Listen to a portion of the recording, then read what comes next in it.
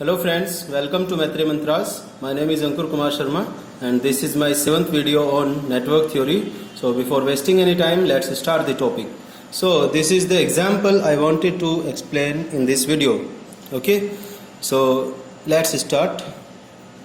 I have told about these things that V1 plus V2 if polarity is same, and V1 minus V2 if V1 is greater than V2 and V1 equal to V2 equal to V, because voltages in parallel are same, and here current in the parallel with the voltage source and resistance in the parallel with the voltage source are trivial elements. So this example is based on the rule number 4 and rule number 5. So how to explain? Okay, that when we have to consider this and when we have to neglect this. So let's understand. So in this explanation you can see that if the current is 20 amperes and then this 10 ohm and then 5 and 5 is 10 ohm. So 10 ohm and 10 ohm is the equal resistances in both the branches and both are connected in the parallel. So current will be divided in both the branches and this will be 10 ampere and this will also become 10 amperes. So equal current is going in both the branches. Now IS is the source current, that is 20 amperes. Then PS is the source power. So power is equal to voltage into current. So V into I, so 200, that is 20 into 10 is 200 watt. Then IL is the load current. Load current is 10 ampere from here, and VL is the load voltage. So load voltage is 10 into 5 is 50 volt. Okay. So this is the calculation when it is not neglected. Which one? That this resistance is not neglected. Now let's understand after neglecting this resistance 10 ohm. So if we neglect this 10 ohm, then the current will be flowing only this branch. So this is 10 ampere, so it will also become 10 ampere. Okay, so source current will also become 10 ampere. Now let's calculate the values. So IS is the 10 amperes and already it was 20 amperes, so this value has changed. Now PS is the source power, so it is also becoming 10 into 5 is 100 watt and before it is 200 watts. So these two values are different from the earlier case. Now line current or load current is 10 ampere again, so it is same, and VL is equal to 10 into 5 again, so 10 into 5 is 50 volt. So line current or load current and voltage are same, but source current and source power are different. So what is the conclusion from this? In the point 4 and 5, we can neglect current source and resistance respectively while doing the calculations for the load current and load voltage, but not for the source current and source power. इसका मतलब है कि हम जो neglect कर सकते हैं ना, किसको?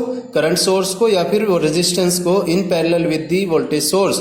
कब कर सकते हैं? जब हम line calculation load current and load voltage की कैलकुलेशन कर रहे हो तब हम उसको नेगलेक्ट कर सकते हैं. लेकिन अगर सोर्स करंट या फिर सोर्स पावर की कैलकुलेशन कर रहे हो तब हम उसको नेगलेक्ट नहीं कर सकते, क्योंकि उससे जो कैलकुलेशन है वो डिफरेंट हो जाएंगे. देखो अब करंट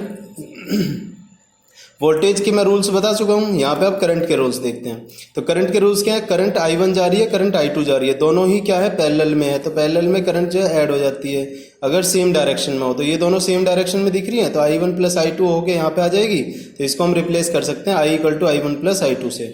अब ये I1 इधर जा रही है, I2 इधर जा रही है. अब इसमें फिर से सब्ट्रैक्टिव, क्योंकि अपोजिट पोलैरिटी जा रही है, मतलब अपोजिट डायरेक्शन में जा रही है करंट.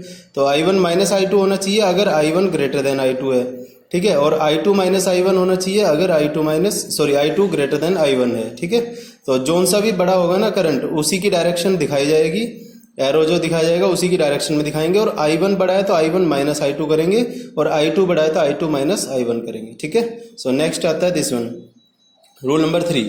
रूल नंबर 3 में क्या, ये बहुत ही इंपॉर्टेंट रूल है जो हमारी गलतियां को होने से बचाते हैं.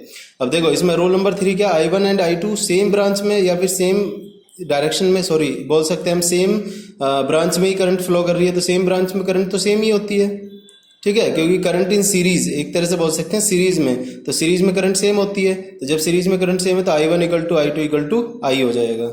नेक्स्ट क्या है? नेक्स्ट है resistance in the series with current source and voltage source in the series with current source. These two are trivial element. जैसे वहां पे क्या था, वोल्टेज के साथ अगर पैरेलल में रेजिस्टेंस हो या पैरेलल में करंट सोर्स हो तो वो दोनों ट्रिवियल एलिमेंट हुआ करते थे, उनको हम नेग्लेक्ट कर सकते थे for the load power, load voltage and load current calculations, and not for the source voltage and source current and source power applications. तो अब इसमें यहाँ पे क्या करने वाले हम कि हम रेजिस्टेंस को और वोल्टेज सोर्स को जो कि सीरीज में कनेक्टेड है करंट सोर्स के, उनको हम नेग्लेक्ट कर सकते हैं। डायरेक्टली हम इंडिपेंडेंट वोल्टेज करंट सोर्स को यहाँ पे शो कर सकते हैं। ठीक है, तो यही कैलकुलेशंस यहाँ में बताना चाह रहा था। ये 5 रूल्स हैं, इनको अच्छे से ध्यान में रखना है, और पिछले वाले भी ऐसे ही। अब इसी पे बेस्ड एक न्यूमेरिकल चलो हम बता देता हूँ। देखो ये क्या इसमें एग्जाम्पल है, इसका एग्जाम्पल क्या पूछना चाह रहे हैं। R1 जो है 20 ओम था, ये वाला रेजिस्टेंस हमारा 20 ओम है, और हमारी जो करंट दी हुई थी I2 जो है वो 2 एम्पियर है। I2 कहाँ पर है, I2 ये है, तो I2 की वैल्यू 2 एम्पियर दी हुई है जब हमारा R1 20 ओम है। अब R1 की वैल्यू उन्होंने चेंज कर दी, 10 ओम कर दी, तो अब पूछ रहा है I2 की वैल्यू क्या होगी। तो आप एक चीज़ यहाँ से देखो कि R1 की वैल्यू से तो ये इंडिपेंडेंट है, क्योंकि ये करंट तो इस डायरेक्शन में, सॉरी इस वाली ब्रांच में फ्लो कर रही है, यहाँ पे तो फ्लो कर नहीं रही है। तो जब यहाँ पे फ्लो कर रही है तो ये तो इंडिपेंडेंट रहेगी R1 से। जब R1 से इंडिपेंडेंट है तो R1 की वैल्यू को आप चाहे 10 ओम रखो, चाहे 50 ओम रखो, चाहे तुम 10 किलो ओम रख लो, तो हमें उससे मतलब ही नहीं है, हमें तो करंट सेम ही रखनी होगी। तो इसमें क्या होगा, I2 will be same irrespective of the R1। तो यहाँ पे जो R1 की वैल्यू है उस पर I2 जो है वो डिपेंड ही नहीं कर रही है, तो इसलिए I2 जो है वो हमेशा सेम रहेगी irrespective of the R1। Note point क्या है, देखो in point 4 and 5 the resistance and the voltage source can be neglected. वही है सेम, मतलब जो पिछला था, इसको हम तभी नेग्लेक्ट कर सकते हैं अगर हम कैलकुलेशन कर रहे हो लोड करंट की या फिर लोड वोल्टेज की, लेकिन source voltage and source power के लिए इसको हम हम कैंसिलेशन नहीं कर सकते। मतलब जो ट्रिवियल एलिमेंट्स हैं हमारे उनको हम रिमूव नहीं कर सकते। अब देखो नेक्स्ट आ जाता है हमारा सोर्सेज जो है ना, 2 तरह के बताए थे मैंने, इंडिपेंडेंट एंड डिपेंडेंट। तो इंडिपेंडेंट तो मैं बता चुका हूँ, डिपेंडेंट को यहाँ पे एक्सप्लेन करता हूँ। देखो डिपेंडेंट सोर्सेज में बताया था कि अगर किसी सोर्स का वोल्टेज किसी अदर वोल्टेज या करंट पे डिपेंड कर रहा हो, किसी अदर ब्रांच की वोल्टेज या करंट पे डिपेंड कर रहा हो, तो उसको बोलते हैं डिपेंडेंट वोल्टेज सोर्स। और अगर किसी सोर्स की करंट जो है वो किसी अदर ब्रांच के वोल्टेज या करंट पे डिपेंड कर रही हो, तो उसको हम बोलते हैं डिपेंडेंट करंट सोर्स। सही बात है, ठीक है, तो डिपेंडेंट करंट सोर्स उसको बोलते हैं। अब देखो नेक्स्ट में क्या है, इनकी अब कैसे रिप्रेजेंटेशन होता है। तो हम डिपेंडेंट सोर्स को हमेशा डायमंड शेप से दिखाते हैं। ये डायमंड शेप बना हुआ है ना, तो ये डायमंड शेप से बनाते हैं। देखो ये भी डिपेंडेंट सोर्स है, ये भी डिपेंडेंट है और ये भी डिपेंडेंट है। अभी मैं नाम बताऊंगा कैसे कौन सा डिपेंडेंट है, कैसे पहचानते हैं। अब देखो ये वोल्टेज है और ये किस पे डिपेंड कर रहा है, वोल्टेज पे। तो पहले तो यहाँ प्लस माइनस जो साइन है ना, ये जो शो करता है, ये बताता है कि हमें ये वोल्टेज सोर्स है। ये भी कैसा हुआ, वोल्टेज सोर्स, ये कैसा हुआ, करंट सोर्स, और ये कैसा हुआ हमारा करंट सोर्स। तो ये वोल्टेज सोर्सेज हैं दोनों और ये करंट सोर्सेज हैं। तो यहाँ पे हमने V दिखाया हुआ, ये भी V दिखाया हुआ, ये I दिखाया हुआ, ये I दिखाया हुआ, ठीक है। तो अब देखो अब ये डिपेंड किस पे कर रहा है, तो ये वोल्टेज सोर्स हमारा किस पे डिपेंड कर रहा है, Vx पे। A तो कांस्टेंट है, B भी कांस्टेंट है, C भी कांस्टेंट है, D भी कांस्टेंट है, इनसे तो हमें मतलब है नहीं। अब देखो A B C D तो कांस्टेंट हुए, तो अब डिपेंड किस पे कर रहा है, यहाँ V जो है वो Vx पे डिपेंड कर रहा है। तो ये वोल्टेज सोर्स तो था ही, और किस पे डिपेंडेंट है, वोल्टेज पे डिपेंडेंट है। तो ये कौन सा हो गया, वोल्टेज डिपेंडेंट वोल्टेज सोर्स। तो VDVS या वोल्टेज कंट्रोल्ड वोल्टेज सोर्स भी बोलते हैं इनको हम। तो वोल्टेज डिपेंडेंट वोल्टेज सोर्स या फिर वोल्टेज कंट्रोल्ड वोल्टेज सोर्स। दूसरा आता है ये वोल्टेज सोर्स तो है लेकिन किस पे डिपेंड कर रहा है, करंट पे। तो क्या बोलेंगे इसको हम, करंट डिपेंडेंट वोल्टेज सोर्स या current controlled voltage source. Third आता है I = CVX। तो करंट जो है वो करंट सोर्स तो हो ही गया, करंट सोर्स किस पे डिपेंड कर रहा है, वोल्टेज पे। तो वोल्टेज डिपेंडेंट करंट सोर्स हो गए, ठीक है, या वोल्टेज कंट्रोल्ड करंट सोर्स हो गया। इसमें क्या है, करंट सोर्स है और करंट पे डिपेंड कर रहा है, तो CCCS हो गया, मतलब करंट कंट्रोल्ड करंट सोर्स या फिर करंट डिपेंडेंट करंट सोर्स। अब इनकी ABCD की यूनिट क्या होगी, देखो A की यूनिट यहाँ V/Vx करेंगे, V भी वोल्टेज Vx भी वोल्टेज, दोनों की यूनिट कैंसिल हो जाएगी, तो ये हो गया यूनिटलेस। B की यूनिट V/I हो गया, V/I क्या होता है, रेजिस्टेंस, तो ये ओम होगी यूनिट इसकी। C की यूनिट क्या, I/V, तो ये क्या हो गया, कंडक्टेंस, तो कंडक्टेंस की सीमेंस या फिर मोहो बोली थी मैंने, या फिर ओम इनवर्स भी बोल सकते हैं। तो मोहो, ओम इनवर्स कंडक्टेंस की यूनिट होती है। तो ये D की यूनिट क्या आएगी, I/I, तो I/I तो यूनिटलेस अगेन, ठीक है। तो ये सब जो है डिपेंडेंट वोल्टेज सोर्सेज है। इसमें कोई भी डाउट हो फिर से पूछ सकते हो आप कमेंट बॉक्स में, ओके। नेक्स्ट पॉइंट देखो, अब क्या आता है, ब्रांच।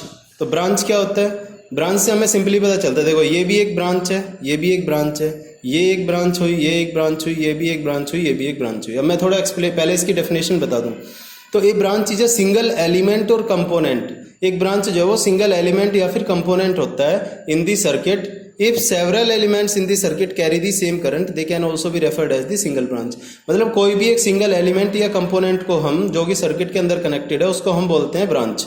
लेकिन अगर बहुत सारे जो ब्रांचेज है या फिर बहुत सारे जो एलिमेंट्स हैं ठीक है, बहुत सारे एलिमेंट अगर एक ही साथ सीरीज में कनेक्टेड हैं, सेम करंट फ्लो कर रही है उनमें, सीरीज में करंट सेम होती है ना, तो अगर सीरीज में कनेक्टेड है या ऐसा बोले कि हम सेम करंट उनमें फ्लो कर रही है तो उनको हम एक सिंगल ब्रांच कंसिडर कर सकते हैं। जैसे कि ये तो हमारी सिंगल ब्रांच है, ये भी सिंगल ब्रांच है, अब ये भी सिंगल ब्रांच है, ये भी सिंगल ब्रांच है। अब इसको हम देखो, दो एलिमेंट कनेक्टेड है, सीरीज में है, तो सीरीज में करंट सेम होगी, तो इसको हम कभी कभी तो कहते हैं कि 1 2 3 4 4 ब्रांचेज हैं, लेकिन कभी हम जो जनरली हमें बोलना चाहिए 1 2 एंड 3 ब्रांच, क्योंकि ये जो है ना सीरीज में कनेक्शन है। तो जब सीरीज में कनेक्शन होता है ना तो वो सेम करंट फ्लो करेगी, और सेम करंट फ्लो करने पे यहाँ पे लिखा हुआ है कि उसको हम सिंगल ब्रांच एज्यूम कर सकते हैं। ठीक है ना, इस चीज को याद रखना। अब देखो नोड्स क्या होता है, नोड्स होता है व्हेन 2 और more than 2 elements are connected together then the common point is called as node. मतलब जब हमारे दो या दो से ज्यादा जो एलिमेंट्स हैं, जैसे कि ये हो गया पॉइंट हमारा, इस पॉइंट पे क्या है 1 2 3 तीन पॉइंट है, तीन जो ब्रांचेज हमारी कनेक्टेड है या तीन एलिमेंट कनेक्टेड है एक साथ, तो इस पॉइंट को P1 को बोलेंगे हम एक नोड है। और P2 जो है, P2 पे भी देख लो, इधर से भी कनेक्टेड, इधर से भी, और एक इधर से कनेक्टेड है, तो तीन ही यहाँ पे कनेक्टेड है। तो अब तीन कनेक्टेड है, ये भी क्या हुआ हमारा नोड हुआ। लेकिन नोड भी दो तरह के होते हैं, अब देखते हैं हम। तो when 2 or more than 2 elements are connected together then the common point is called as node। तो ये तो समझ में आ गया हम। अब when 2 elements are connected together then the common point is called as the simple node। मतलब अगर हमारे सिर्फ दो ही एलिमेंट कनेक्टेड है एक साथ किसी नोड पे, तो उसको बोलेंगे हम सिंपल नोड। ठीक है, और हमारे दो से ज्यादा एलिमेंट अगर एक साथ कनेक्टेड है किसी कॉमन पॉइंट पे, तो उसको हम बोलते हैं प्रिंसिपल नोड। ठीक है, ये रहा प्रिंसिपल नोड बोलते हैं। And at this node current division takes place. जैसे कि ये वाला है, ये प्रिंसिपल नोड हुआ ना, क्योंकि इस पे हमारे कितने मोर देन 2 एलिमेंट्स कनेक्टेड है, और यहाँ पे करंट भी डिवाइड हो जाएगी, है ना। और ये भी हमारा क्या है, प्रिंसिपल नोड है, क्योंकि इसमें भी 1 2 और 3 एलिमेंट कनेक्टेड है।